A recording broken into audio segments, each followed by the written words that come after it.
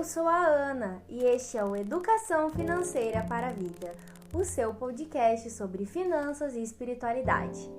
Querido ouvinte, querida ouvinte, como você está? Espero que você esteja bem, que a sua semana tenha sido muito boa e mais uma vez estamos aqui para mais um bate-papo inovador, né?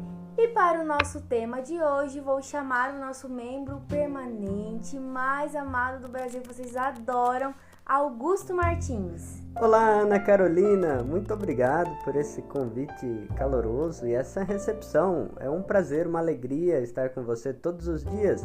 Você que está nos ouvindo, bom dia, boa tarde, boa noite ou boa madrugada. Você que está dirigindo, por favor, tome cuidado aí no trânsito. Se está lavando a louça, não deixe cair os talheres, nem os pratos, nem o copo. E se está limpando a casa, boa faxina. Muito obrigado por estar conosco. Aqui é o Educação Financeira para a Vida, né? Muito obrigado pelo carinho, meus amigos e minhas amigas ouvintes. E aí, Augusto, eu tô super ansiosa porque hoje a gente tem um convidado muito especial, né? E um tema também super legal. Com certeza, um convidado especialíssimo, assim, é uma pessoa que eu tenho um profundo carinho, um amor, é um grande amigo, assim, que, vamos dizer, foi o meu professor. Ai, que chique, hein, gente? Olha só como que nós estamos chique aqui nesse podcast, hein?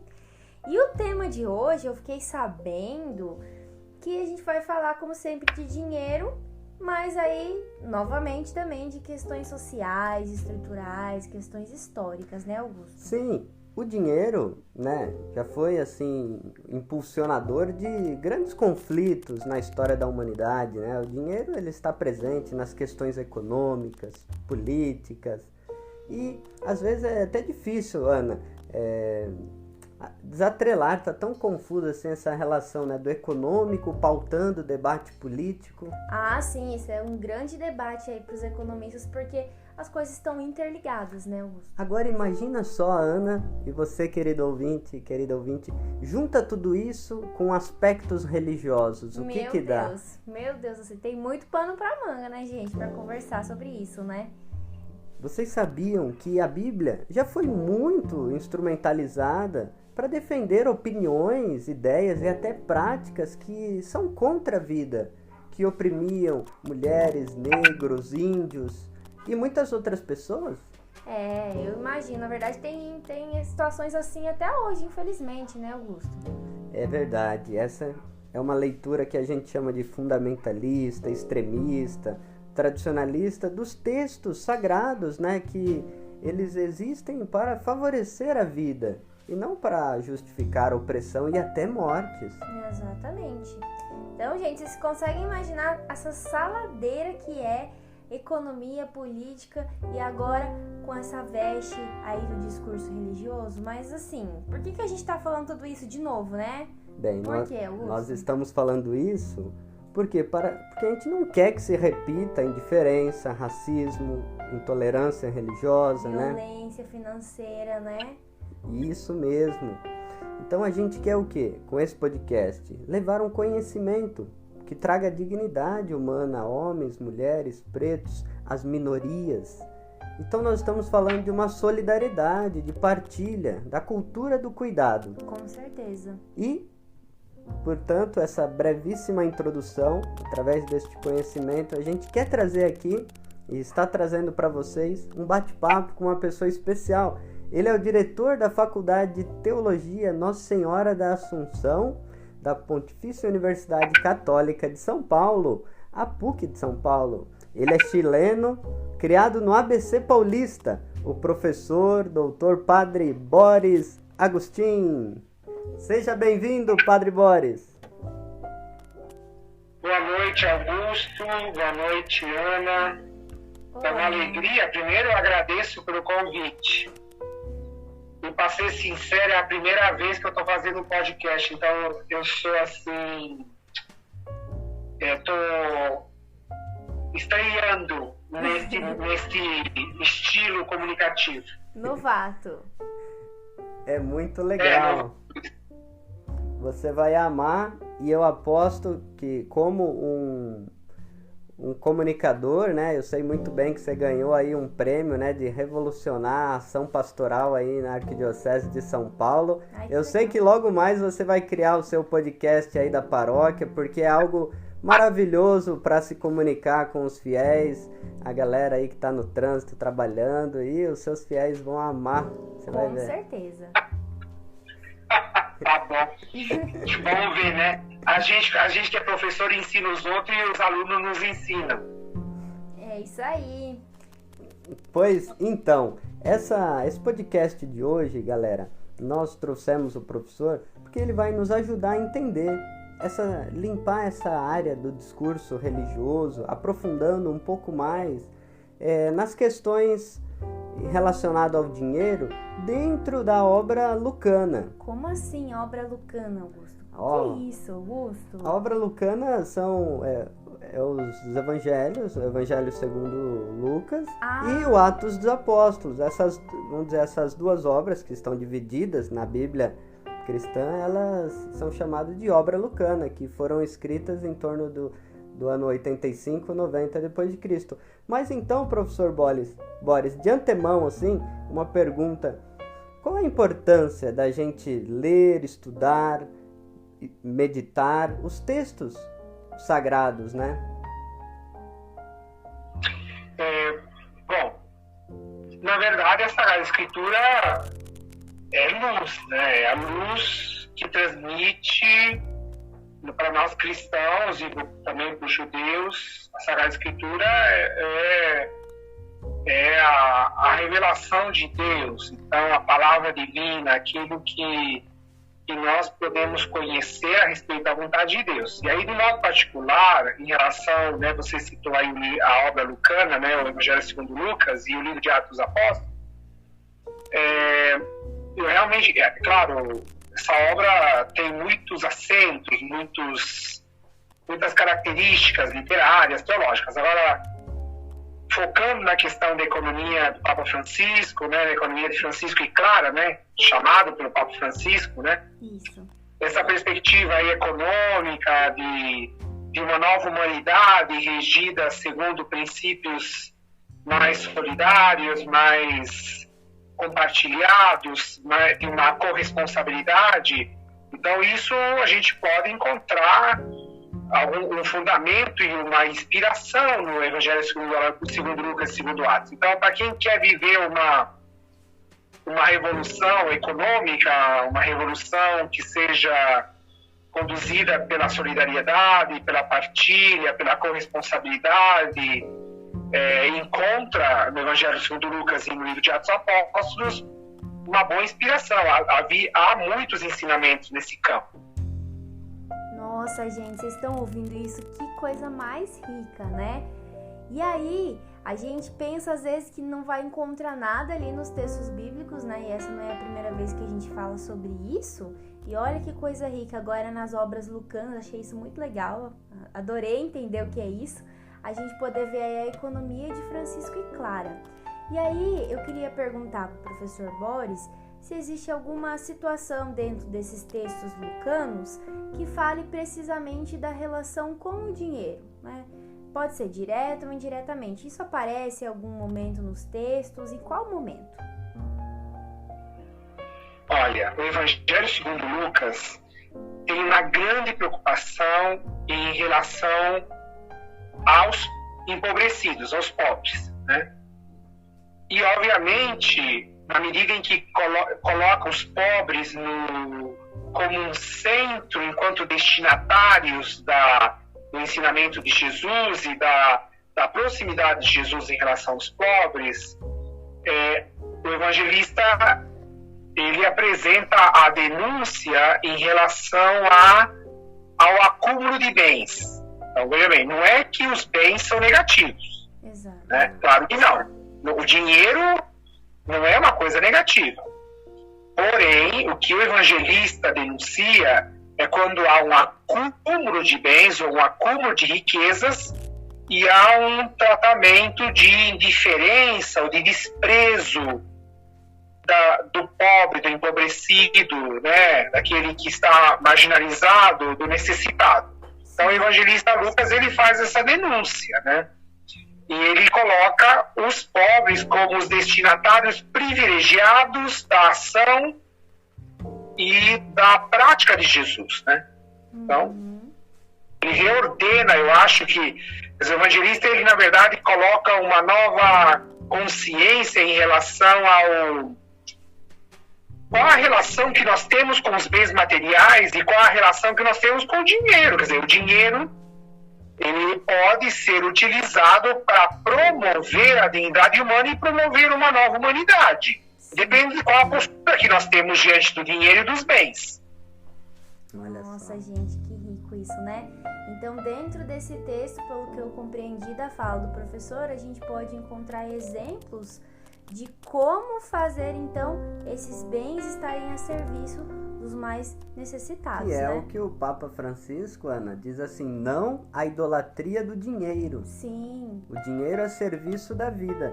E, assim, já, vamos dizer assim, passando ali pelos textos, professor, eu me lembrei aqui, né, batendo os olhos nos textos sagrados, aquela questão curiosa, né, de que a revelação do anjo, né, a Maria, a diferença entre Maria e Zacarias, que Zacarias está no templo e Maria está na sua casa, né?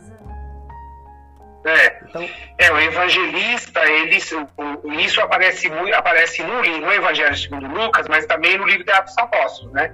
A igreja das casas, né? Por exemplo, o anúncio a Maria se dá, a revelação de que ela será a mãe do Redentor se dá na casa. Depois, por exemplo, quando Jesus vai à casa de Zaqueu, né? Zaqueu era um cobrador de impostos, era um publicano, que era considerado um traidor da pátria judaica, porque ele estava a serviço do Império Romano, e ele não só cobrava os impostos que o Estado, o Império exigia, mas ele cobrava mais, ele era corrupto, era ladrão, né? Então ele acabava sempre sobrecarregando, mas Jesus vai à casa dele, Jesus visita a casa de Marta e Maria, além de que Jesus é um profeta peregrino, né?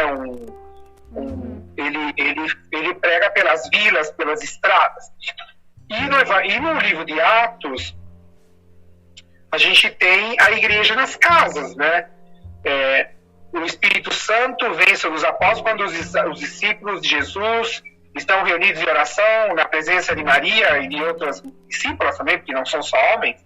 O Espírito Santo vem e eles estão escondidos numa casa.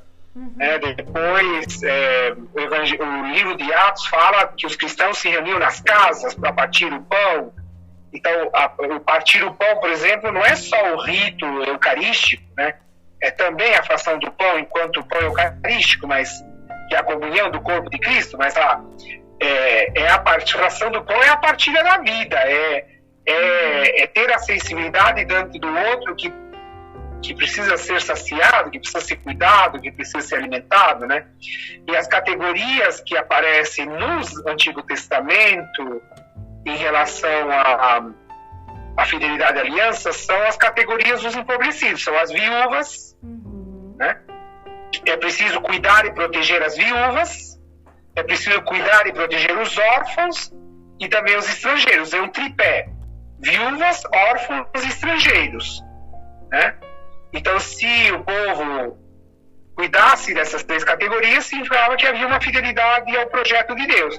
Agora, desprezar as viúvas, desprezar os estrangeiros, desprezar os órfãos, é justamente estar contra o projeto de salvação de Deus. Então, é interessante porque o evangelista Lucas coloca essas categorias sociais, sociológicas, como um critério de fidelidade a Deus, como um critério de comunhão com Deus. Não adianta dizer, eu estou comunhão com Deus, mas eu desprezo o pobre. Eu estou comunhão com Deus, mas eu desprezo o vulnerável. Então aí, dentro desse espírito de uma economia nova, né, a economia ela tem que estar a serviço da vida humana, da dignidade humana. Se uma economia ela só acumula bens na mão de poucos, enquanto que a maior parte é tudo empobrecido, marginalizado, tem que trabalhar 20 horas por dia para ter um salário indigno, enquanto que os outros ganham só especulando na bolsa ou em investimentos que não produzem nada, que é só uma especulação financeira. Então é isso que o evangelista Lucas diz, que essa indiferença ela é um atentado contra Deus, porque é um atentado contra a vida do próximo. Exatamente, professor, muito bem colocado isso. Inclusive é um princípio, né, da economia de Francisco e Clara, justamente o centro da economia ser a vida, né? E não o capital, não o dinheiro. Então, os bens, o capital tem que estar a serviço dessa vida.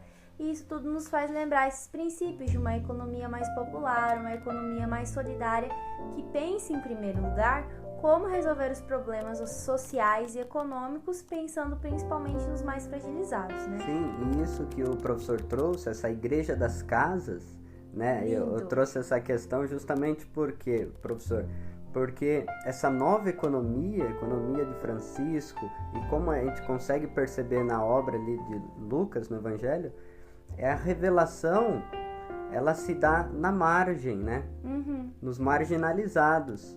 E como o senhor disse, como categoria central do critério para o Deus, né, da revelação. Então é legal como que essa nova economia, ela surge da partilha e da solidariedade a partir dos pobres. Da comunhão, né? Isso. É comunidade, é juntos construindo uma economia a serviço da vida, que é a ideia principal lá da economia de Francisco e Clara. Então, professor, algum outro aspecto que nós poderíamos destacar no que diz respeito ao dinheiro ou essas relações econômicas, sociais na obra lucana? Então, eu acho que aí a questão é assim, né? Por exemplo, os bens e os recursos, eles têm que ser partilhados. Sim. Né? Por exemplo, falando um pouco sobre os recursos, a comunidade cristã, ela partilhava recursos. Então, quem tinha uma propriedade não a tinha como sua propriamente, mas aquilo era partilhado, também os frutos eram partilhados. Então, aquele que tinha menos também recebia dos frutos do trabalho daquele que tinha melhores rendimentos, né? Isso é um dos princípios da doutrina social da igreja, né? A doutrina social da igreja afirma que há uma destinação universal dos bens e dos recursos do planeta, por exemplo. Exato. Né? Então, nós cristãos somos chamados pelo Evangelho segundo Lucas, o livro de Atos, a ser essa consciência de que os bens não podem estar acumulados na mão de um grupo pequeno. Né? E os recursos, né? Então, os recursos naturais, eles não podem ser posse de um grupo. Exato. Né? E isso é um problema sério, porque, por exemplo, hoje até a água, né, é privada. Né? Sim. Então, os recursos naturais, daqui a pouco a gente vai estar pagando pelo oxigênio que a gente respira, né? Porque os recursos que são da natureza estão sendo usufruídos por grupos, por corporações, por multinacionais que, na verdade, não buscam nem o desenvolvimento daquele país onde são extraídos os recursos naturais, por exemplo. Exato. Então, a doutrina social da igreja nos ensina que os bens e os recursos têm uma destinação universal. E a doutrina social da igreja também nos ensina que a propriedade privada ela é lícita. Uhum. A igreja não defende a abolição da propriedade privada, né? Isso não corresponde ao ensinamento da igreja. A igreja católica ela afirma que cada ser humano, como fruto do seu trabalho, tem direito a ter uma posse. Sim. Inclusive o próprio sustento e crescimento daqueles que estão sob a sua responsabilidade, por exemplo, a família. Né? Agora, a questão é assim, o que o Papa João Paulo II falava, né, nos seus documentos sociais, sobre toda propriedade privada existe uma hipoteca social. Isso não é nem o Francisco que fala. Isso é o Papa João Paulo II, né? E o Papa João Paulo II não inventou isso do nada. Ele tirou isso dos padres da igreja dos primeiros séculos, porque na matologia, né, existe uma consciência de que os bens devem ser partilhados e que os recursos todas as pessoas devem ter acesso aos recursos. Sim, nós citamos aqui uma vez o João Crisóstomo, né, quando ele fala da questão do excedente, aquilo que lhe falta é dos pobres, né, aquilo que lhe sobra, né, eles têm umas falas muito fortes, né, em relação à distribuição, à partilha, é inconcebível, né, eu lembro até um padre da igreja, quando um dos seus fiéis morreu de fome, ele cancelou a missa, né. E isso é a grande questão, né? Como o professor falou, a grande dificuldade que a gente vê hoje em vários países, mas principalmente no Brasil, que tem muita concentração de renda, é que o trabalhador ele não consegue, com aquele salário que ele ganha, que é muito pouco, da dignidade que a família dele precisa, né? A moradia, o lazer, a saúde, aí agora tem que se preocupar também com a previdência e todas essas questões. Esse salário, infelizmente, ainda não é o suficiente para que o trabalhador consiga ter essa vida digna, ter essa propriedade, como o professor falou, que a igreja entende que é importante e que mesmo assim tem a sua função social de acordo com essa destinação universal dos bens, porque, né, e dos recursos que Deus deu para nós e todos nós deveríamos ter acesso, mas infelizmente isso ainda não acontece. Isso também é debatido na economia de Francisco e Clara, dentro das vilas lá do encontro, né? Porque, por exemplo, o grande problema, né? Por exemplo, você citou a situação do Brasil. Bom, o Brasil é um dos países mais desiguais do planeta, para início de conversa. Além de que o Brasil é um dos países mais ricos em recursos naturais, inclusive em recursos humanos, porque nós temos uma população gigante, né? Uma juventude gigante, que teria muitas possibilidades, né, de ser criativa, de ser potencializada nas suas capacidades, e acaba não sendo, porque não há investimento na juventude. Né? E isso é uma das coisas que o Papa Francisco tem denunciado muito. Né? Infelizmente, não é só no Brasil. Agora, a questão é que às vezes o pessoal se defende, né, com os raciocínios assim um pouco ilógicos, né? Por exemplo, eu já escutei gente falar assim, mas eu trabalho 10 horas por dia, né? E a semana inteira, então eu tenho direito. Não, olha, não estou dizendo que você não tem direito. Agora, a faxineira também trabalha 8 horas por dia e ela ganha 20 vezes menos do que você. Agora, fala, mas então todo mundo tinha que ganhar igual? Não. Agora, a disparidade e a desigualdade é uma coisa assustadora, aberrante, né? Depois, toda a questão das grandes empresas, os políticos, os juízes, né? Ganham, né? Esse debate que a gente está cansado de ver no Brasil, né? Por que um juiz precisa de seguro moradia se ele é proprietário de 5 apartamentos? Justiça, não tem nenhum. Que nome você pode dar para isso? Exatamente. E a baixa dos salários dos professores, né? Os professores. Ixi, Maria, os profissionais da saúde que não são médicos. Os profissionais da saúde, É muito difícil, muito difícil. E por isso, professor, eu gostaria assim de, lembrando até das suas aulas, o pecado original da comunidade cristã em Jerusalém. A gente quando fala pecado original lembra de Adão e Eva, né? Mas olha, queridos ouvintes, amigos e amigas, existe sim o pecado original da comunidade cristã.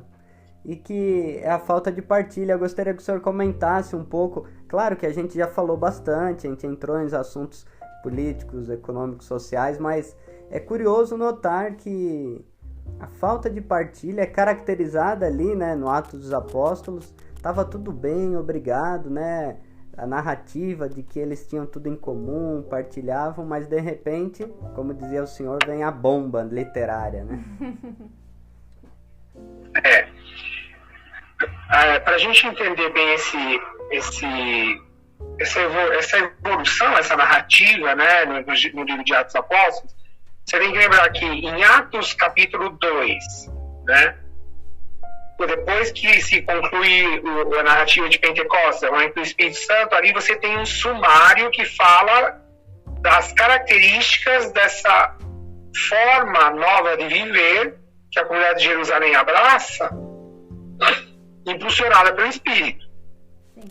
Então ali se diz que a comunidade era perseverante, né, na oração, na doutrina dos apóstolos, né, na comunhão e na partilha dos bens, na fração do pão, na partilha dos bens. Isso em Atos 2. Depois, em Atos 4, você tem um novo sumário que sublinha de modo mais enfático a questão da partilha de bens. Não havia necessitados entre eles, tinham tudo em comum. Então, é um projeto de vida de partilha, de solidariedade por causa da adesão à pessoa de Cristo, ao seu evangelho, né? O cuidado com as viúvas e tal. Bom, aí o que acontece? Né? Justamente em Atos 5, quando Ananias e Safira... bom, primeiro se apresenta um exemplo positivo, né? Se fala de Barnabé. Barnabé tinha um terreno, sim, ele vende o terreno e ele oferece o valor dessa venda para a comunidade. Então a comunidade vai usufruir desses rendimentos, né? Assim. Né? Então esse é o aspecto positivo. Aí na sequência você tem Ananias e Safira, que também tem uma propriedade, e eles querem vender aquilo, só que eles acabam vendendo o terreno por, sei lá, 10 milhões, só que eles combinam entre eles que eles vão dizer que venderam por 5. Entendi. Né? E aí eles chegam para Pedro e falam assim, nós vendemos o terreno, o dinheiro está aqui. Então eles apresentam um valor inferior àquilo que eles tinham vendido para ficar com uma parte. Né? E tem que lembrar o seguinte, que ninguém era obrigado a vender. Ninguém era obrigado. Era uma questão de uma adesão ao projeto de uma nova comunidade, de uma forma de vida partilhada, né? Sim. Fraterna, né? Onde não havia necessitados. Então, Ananias e Safira foram passar a perna nos apóstolos, na comunidade, dizendo assim, bom, nós vendemos por 5 milhões e você está tudo certo, a gente está aqui os 5 milhões, né? Só que cada um foi falar com os apóstolos em momentos diferentes, né, na narrativa. Primeiro vai Ananias e aí mente, né? Então ele mente e aí ele engana, só que aí Pedro diz, né? Pelo Espírito Santo reconhece a mentira, reconhece que ele está enganando a comunidade, né? E aí então Ananias morre para a comunidade, né? Ele acaba sendo excluído da comunidade. E aí depois vem a mulher e Pedro pergunta para ela, quanto vocês venderam o terreno? Igual ela tinha assim, como já estava de comunhão acordo com o marido, ela falou, foi por esse valor. Ela falou, olha, você também é mentirosa como seu marido e por isso você vai ter o mesmo destino. Então ela também morre, ela é excluída da comunidade, né? Então ali esse fato, né, de uma comunidade que até o capítulo anterior, no capítulo 4, partilhava tudo, tinha tudo em comum, né? Já no capítulo 5 se tem esse exemplo dessa mentira, desse engodo, desse engano aí dos dois, né? E aí Pedro diz para os dois, vocês não mentiram para mim, vocês mentiram para o Espírito Santo. Então, esse aí se chama assim, entre aspas, né, como se fosse o pecado original da comunidade de Jerusalém, porque a mentira entra, né? Entra a mentira, entra o engano, entra passar a perna no outro, né? E é uma hipocrisia, né? Porque eles se apresentam como pessoas que estão partilhando o que tinham, mas na verdade eles estavam retendo, né? Uma parte, mentindo que não tinham aquela parte, né? Gente, vocês vejam só isso, que doido. Então tava tudo bem lá na comunidade. O primeiro problema foi por causa de uma sonegação, uma corrupção. Ou seja, o dinheiro entrou no jogo, já começou a dar os primeiros problemas, né? Quando o dinheiro, a pessoa está mal resolvida com isso, né? Pessoalmente, na família, na comunidade, E na sociedade, né, sonegação de imposto, o quanto que isso não causa, né? E olha só, já apareceu aqui, né? Lá nas primeiras comunidades cristãs. Gente, olha só que quanta coisa a gente tá aprendendo hoje. Pois bem... No fundo, né, Augusto e Ana, o ser humano é ser humano, né? A primeira geração cristã não era diferente da nossa, né? Hoje também, né? Quantas pessoas usufruem da comunidade, participam de tudo, mas não se comprometem, por exemplo, né, com uma participação na responsabilidade da comunidade, com uma participação também econômica. Né? Depois, existe tanta desonestidade, né, às vezes, né, de não usar o dinheiro de uma forma sóbria.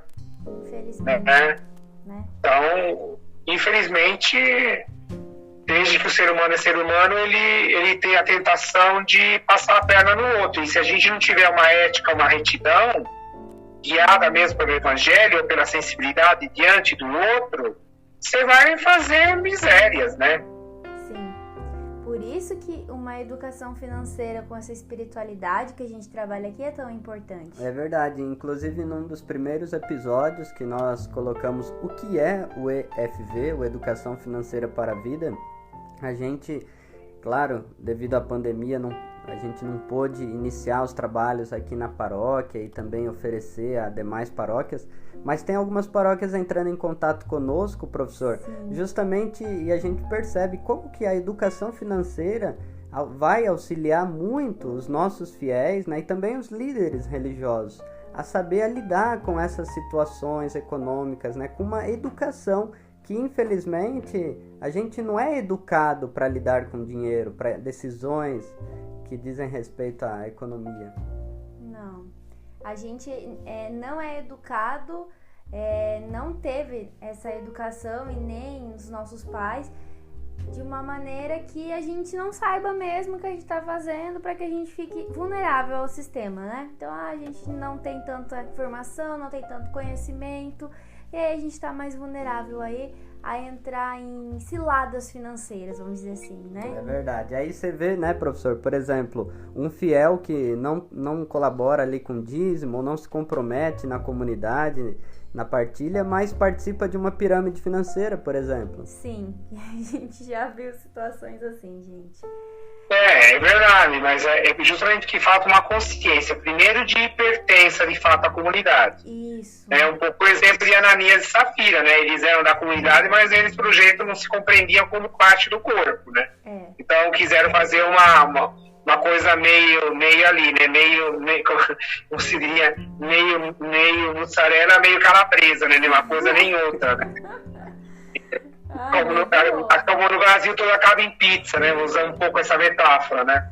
Sim. Agora, depois existe também, né? A questão da consciência de ter, porque você fala, a encíclica do Papa Laudato Si, ela fala, né, que a humanidade precisa redescobrir um modelo de vida que seja mais sóbrio, né? Sim. Que seja menos consumista, porque isso é educação financeira, porque na verdade a gente poderia viver com muito menos do que a gente busca viver, né? Com mais sobriedade e tal. E essa pandemia até nos ajudou em certo sentido, né? Porque a gente descobriu que a gente não precisava, por exemplo, né? Não precisava de tudo aquilo que a gente achava que precisava. Sim. Não precisava de tantas roupas, tantos calçados, né? A gente precisava de comida, de verdade. E alimentos também saudáveis. E depois mesmo o alimento, por exemplo, né? Claro, nós temos que nos alimentar, e alimentar com dignidade, alimentar com saudável, que seja uma alimentação saudável. Mas, por exemplo, quanto desperdício de alimento tem nas famílias? Sim. Todo desperdício é uma falta de organização, uma falta de consciência econômica, né? Porque sim, é um dinheiro desperdício, que vai fora, né? É verdade. E hoje em dia não dá para pensar a economia, né? Você citou a Laudato Si, tudo está interligado, né? Então vamos dizer assim, a minha atitude de hoje, ela tem impactos no outro, né? Na responsabilidade social dos mais frágeis. É isso a atenção que o Papa quis chamar, né? que mundo que nós queremos, né? E quem sofre e paga mais a conta, justamente são os mais frágeis, né? E o meio ambiente, né? Sim. E um sistema, né, que prejudica os nossos recursos. Então, isso ele chama muito a atenção, essa interligação de tudo, né? E até mesmo as pessoas, nós mesmos, que às vezes a gente não tem consciência disso, que a nossa falta de planejamento, de conhecimento financeiro prejudica não só o próximo, mas também a nossa vida, a nossa qualidade de vida e a sustentabilidade financeira, né? Como que eu vou estar no futuro, né? Tem todas as questões da previdência que a gente já trabalhou aqui, reserva de emergência, por que ter isso, né? Então a gente tem que pensar aí sempre no bem-estar do próximo, que também é o nosso bem-estar, porque tá todo mundo junto nessa, todo mundo interligado, morando aqui no mesmo planeta, né? Ainda não temos vida no outro planeta, quase, né? Lá no Vênus, mas ainda não, né? Então nós precisamos ter esse olhar aí para o próximo e esse olhar também para um dinheiro que nos ajude a ter uma qualidade de vida melhor. E aí, professor, para a gente encaminhar pro final nosso podcast. Muito bom, adorei demais, gente. Ah, que pena, eu gosto tanto de conversar com o Padre Boris, professor Boris. E esses dias, né, a gente conversou por quase 2 horas e pouco, né? Foi maravilhoso. Eu gostaria que você, professor, falasse para os nossos ouvintes que já estão em 16 países diferentes, tem pessoas do Canadá, Inglaterra, Espanha, Peru, Angola, e tem muita gente nos ouvindo aí nesse mundão de meu Deus. Muito obrigado a vocês que estão nos ouvindo. Se vocês estão gostando, compartilhem com seus amigos. A gente gostaria, professor, que você, então, fizesse suas considerações finais e falasse dessa relação, da importância de a gente se alimentar da palavra de Deus e sempre como essa palavra ilumina a nossa existência concreta, o cotidiano. Aqui nós fizemos um ping-pong sobre a obra lucana e o dinheiro e a economia. Então eu gostaria das suas considerações sobre isso. Bom, a gente celebra, né, justamente a festa de São Vicente, né, no dia 27 de setembro, domingo. Nossa. Né? E São Vicente era um apóstolo do Evangelho no meio dos pobres, né? E ele deixou um carisma na igreja, né, e na sociedade, na França, né, que se espalhou pelo mundo todo, desse cuidado com os pobres. Né? São Vicente diz que o cuidado com o pobre que salva, né, que te dá um acesso a uma comunhão permanente com Deus. Né? Então, o encontro com Cristo, segundo São Vicente, se dá no pobre. Mas São Vicente não inventou isso, né? Isso vem de Jesus. Jesus se encontra com os pobres e encontra neles os seus irmãos, né? São Francisco de Assis encontrou Jesus Cristo nos leprosos, né? Sim. O Papa Francisco hoje diz, né, que quem toca a carne ferida da humanidade toca a carne de Cristo. Então, lembrando esse espírito de São Vicente de Paulo, né, que marcou a espiritualidade cristã, e o grande desafio hoje é a gente ter uma consciência de que nós precisamos promover, né, que o pobre não é apenas destinatário da nossa esmola ou da nossa caridade. Em algumas situações, sim, porque a pessoa está precisando imediatamente. Mas a grande transformação do mundo e da sociedade é promover a dignidade das pessoas, né? Fazer com que as pessoas se tornem protagonistas da sua história e da sua própria libertação, da sua própria promoção humana, da sua dignidade humana. Quer dizer, que não é algo que é dado, né? Que é um direito que a pessoa tem que ter consciência, e nós cristãos podemos oferecer essa consciência à sociedade se nós formos retos, né, éticos, e se a gente tiver um olhar misericordioso e de compaixão com aquele que é vulnerável.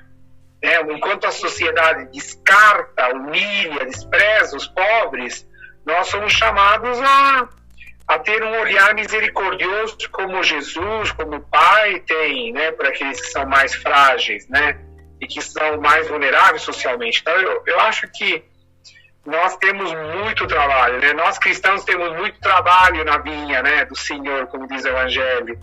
Dizer sim a Deus e estar a serviço daquele que precisa de uma oportunidade e que tem que ser promovido na sua dignidade, para que ele também saia dessa vulnerabilidade, né, dessa condição. Então, é um longo trabalho. As novas gerações, né, a juventude, acho que toda essa juventude que está acolhendo e aderindo, né, a esse projeto, dessa convocação do Papa Francisco, né, as novas gerações, para que encontrem, proponham, sejam criativos na busca, né, de uma economia humanizada, de uma